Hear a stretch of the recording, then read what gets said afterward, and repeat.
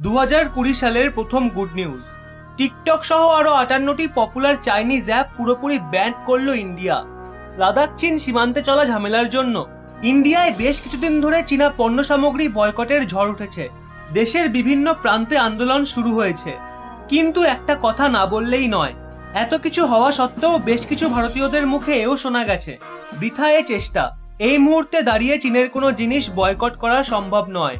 সত্যি বলতে লজ্জা হওয়া দরকার এরকম মানুষদের। নিজেরা তো চেষ্টা করবেই না, উল্টে কেউ যদি চেষ্টা করে তাদেরও মনোবলকে ভেঙে দেবে। অনেককে আবার এও দেখেছি, বর্ডারে শহীদ হওয়া ভারতীয় সেনাদের শ্রদ্ধাঞ্জলি টিকটক অ্যাপের মাধ্যমে জানাচ্ছে।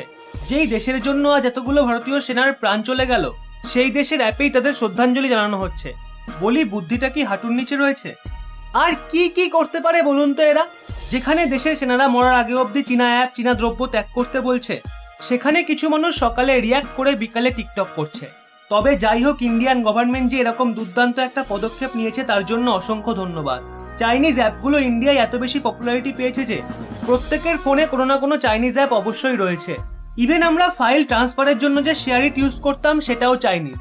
আর চীন সেগুলোর মারফত আমাদের চোখের আড়ালে সমস্ত ডেটা চুরি করত, যার জন্য ভারতের কোথায় কি হচ্ছে মোটামুটি সব খবর চীনের কাছে থাকতো।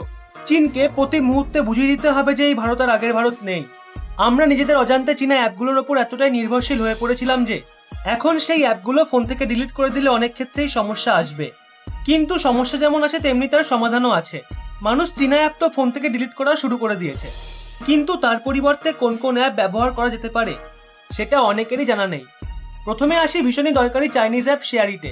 এই অ্যাপ এতটাই পপুলার যে প্রতি 10 জনের মধ্যে কমপক্ষে 6-7 জনের ফোনে এটি পাওয়া যাবে। প্লে স্টোরে এটি 1 বিলিয়নের থেকেও বেশিবার ডাউনলোড করা হয়েছে। এই অ্যাপ একটা ফোন থেকে অন্য ফোনে দ্রুত ডেটা ট্রান্সফারের কাজে ব্যবহার করা হয়। শেয়ারিটের জায়গায় আপনি গুগলের ফাইলস ইউজ করতে পারেন, যার মাধ্যমেও ইজিলি আপনি ডেটা ট্রান্সফার করতে পারবেন। এই app big better than SHAREit. একইভাবে যদি আপনি ইউসি ব্রাউজার ইউজ করে থাকেন আর যদি চান এর অল্টারনেটিভ কোনো অ্যাপ ব্যবহার করতে, তো আপনি গুগল ক্রোম ইউজ করতে পারেন। যদিও ইউসি ব্রাউজারের তুলনায় গুগল ক্রোম বেশি ডেটা কনজিউম করে, কিন্তু এটি একটি সেফ অ্যাপ। ইউসি ব্রাউজারের মতন না তো আপনার ডেটা চুরি করে আর না তো কাউকে লিক করে। সিমিলারলি চাইনিজ অ্যাপ বিউটি প্লাসের বদলে আপনি Indian selfie camera app use করতে পারেন। ওখানেও আপনি অনেক ধরনের ফিল্টার্স, অনেক ধরনের বিউটিফিকেশন মোড পেয়ে যাবেন। চাইলে আপনি সেখানে ফটো এডিট করে সোশ্যাল মিডিয়ায় আপলোডও করতে পারবেন। আবার যদি আপনি ডকুমেন্ট স্ক্যান করার জন্য Chinese app CamScanner use করে থাকেন, তবে তার জায়গায় আপনি Adobe scan PDF scanner use করতে পারবেন। ওখানেও আপনি সেই সমস্ত ফিচার্স পেয়ে যাবেন যেগুলো ক্যাম স্ক্যানারে পেতেন। এবার আসি মোস্ট পপুলার চাইনিজ অ্যাপ টিকটকে। চাইনিজ অ্যাপের ওপর তো ভারতীয়দের ক্ষোভ রয়েছেই, কিন্তু টিকটকের ওপর ক্ষোভটা যেন একটু বেশি, যা আমরা অনেক আগেই টের পেয়েছি। যদি আপনিও আপনার ফোন থেকে টিকটককে গুড বাই জানাতে চান আর টিকটকের অল্টারনেটিভ ইন্ডিয়ান অ্যাপের খোঁজ করে থাকেন, তাহলে এক্ষেত্রে আপনার হাতে দুটো অপশন রয়েছে।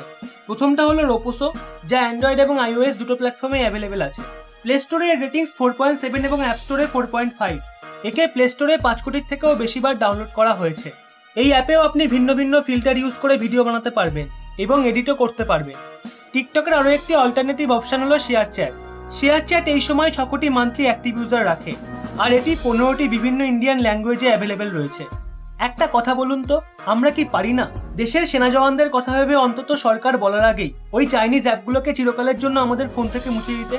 আর শুধু চাইনিজ অ্যাপই বা কেন, ধীরে ধীরে চীনের সমস্ত পণ্য সামগ্রী বয়কট করে আমরা কি আত্মনির্ভর হতে পারি না? পারি না হতে আমরা আত্মনির্ভর? কমেন্ট করে জানান। ভিডিওটি ভালো লাগলে অবশ্যই একটি লাইক করে সকল ভারতীয়দের শেয়ার করে দিন, এবং এরকমই নিত্য নতুন তথ্য পেতে রহস্য বাংলা চ্যানেলটি সাবস্ক্রাইব করে পাশের বেল আইকনটি অল করে রাখুন।